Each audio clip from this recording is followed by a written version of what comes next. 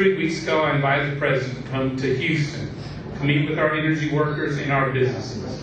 So far, we haven't heard a word from him. But I know this August 9th, he's coming to Houston to raise money to fundraise for the Democratic Party.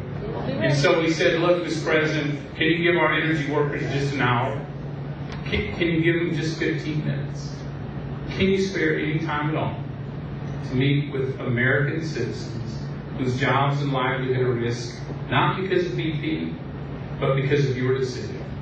And so far, what do you think we've heard? Nothing at this point. And we're going to keep fighting that fight, because if he's coming down here, he's met in every other state about this oil spill. Come meet the job spill.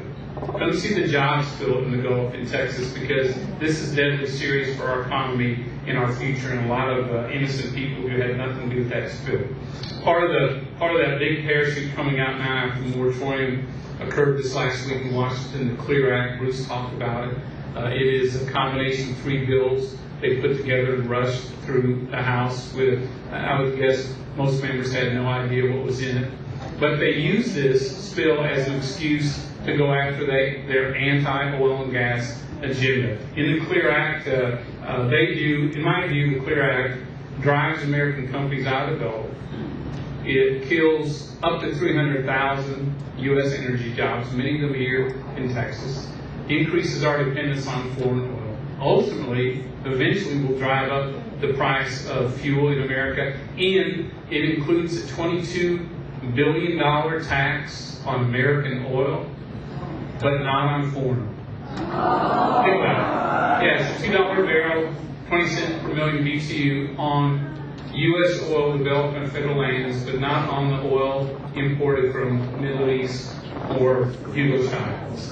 You know, what kind of law, what kind of bill is that? And if you look deep into it, what they did is they're using this as an excuse to move forward on the CLEAR Act with its damaging. They're looking at this as an excuse to move cap and trade, probably in a lame duck session.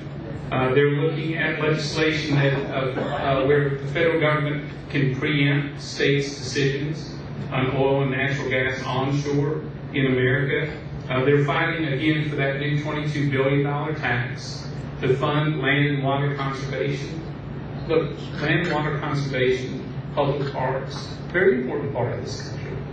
But it has nothing to do with BP oil spill. Absolutely nothing to do with it. And we ought not be taxing our families and small businesses to fulfill some dream in a new trust fund that no one's funded before.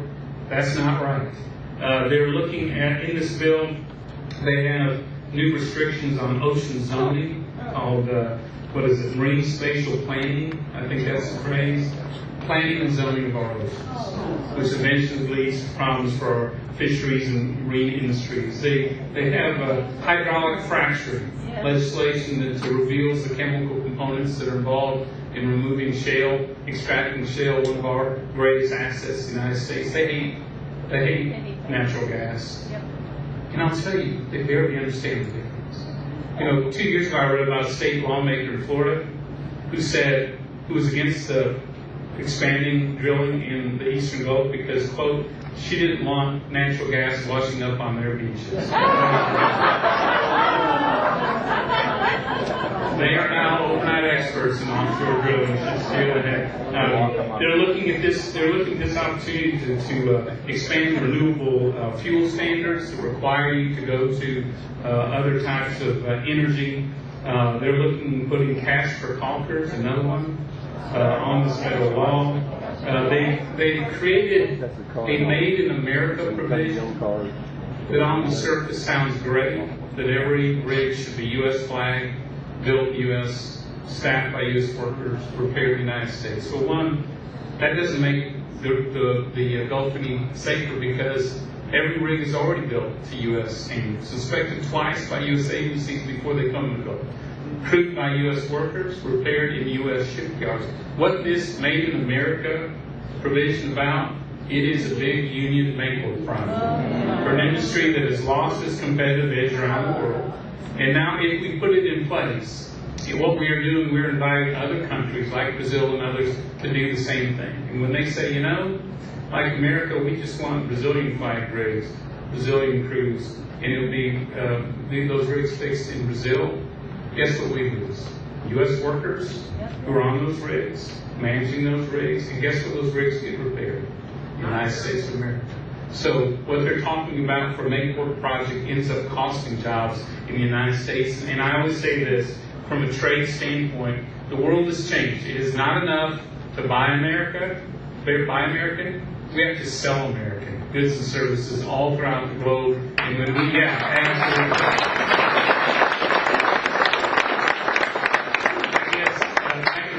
there are a number of provisions. It passed the House, and all but 3 Texas lawmakers voted against it.